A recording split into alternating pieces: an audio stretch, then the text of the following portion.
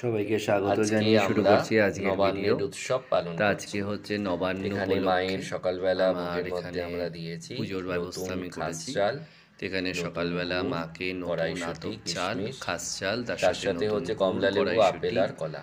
কমলা লেবু, এই কলা দিয়ে এবং মায়ের আপেল এই জলযোগ দিয়ে হবে। মাকে ভোগ নিবেদন এরপর করা হচ্ছে হয়েছে। মায়ের জন্যে তো আজকে অন্নভোগ রান্না নবান্ন, করে তাই মায়ের এখানে মাকে আজকে বস্ত্র নিবেদন করা হবে। পরিবর্তন করে দেওয়া এবং হবে। এই নবান্ন এখন হয়ে যাওয়ার অনেকটা পর বেলা হয়ে গেছে, এখন আর মায়েদের করা যাবে গায়ে না।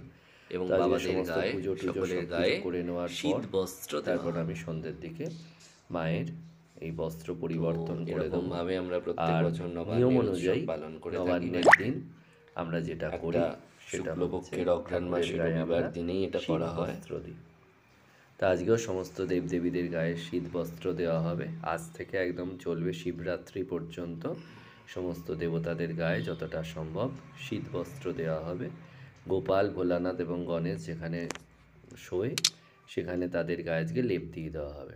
তো আমাদের হচ্ছে নবান্নে আমরা যেটা করি অন্নভোগ দিই। তো নতুন খাস চাল দিয়ে পায়েস, গুড় দিয়ে, নতুন গুড় দিয়ে নতুন খাস চাল দিয়ে পায়েস, তার সাথে হচ্ছে পোলাও, আলুর দম, তার সাথে ধনেপাতার বড়া, আর ওদিকে হচ্ছে কুমড়োনি আর পান, তার সাথে হচ্ছে আর একটু লঙ্কার বড়া, আর এই সামনে বাড়ির জেঠিমা পুজো দিয়েছিলেন, তো সেই পুজোর মিষ্টি, এই সব কিছু দিয়ে এখন দুপুরবেলায় ঠাকুরের ভোগ দেওয়া হলো।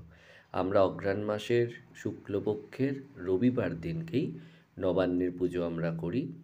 তো এই দিন মোটামুটি দেবতাকে বা বাড়িতে থাকা সমস্ত দেবদেবীদের আমরা যেটা চেষ্টা করি নতুন খাস চাল দিয়ে এবং নতুন গুড় দিয়ে অবশ্যই পায়েস করে দেওয়ার, তার সাথে হচ্ছে পোলাও হোক বা ভাত হোক বা খিচুড়ি হোক, কোনো আরেকটি পদ এর সাথে আর অন্যান্য তরি তরকারি যা কিছু সম্ভব সব কিছু করে দেবতাকে নিবেদন করা, এটাই হচ্ছে আমরা করার চেষ্টা করি।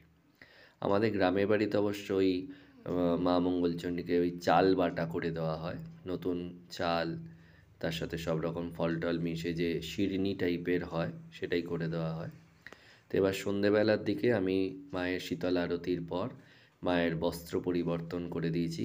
এই শাড়িটা আমার মেজো মাইমা দিয়েছিল, কোনো একটা মা কারণে মানসিক করেছিল, তো মানসিক পূরণ হওয়াতে মাকেই ছাপা শাড়িটা দিয়েছিল, এটাকে মাকে আমি আট পৌড়ে করে পরিয়ে দিয়েছি।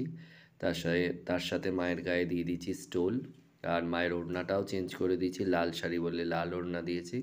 তো মাকে দেখো কি অপরূপ সুন্দরী লাগছে, পুরো একদম জমিদার গিন্নি লাগছে। তো তোমাদের এই ভিডিও ভালো লাগলে লাইক, কমেন্ট, শেয়ার করো। জয় মা।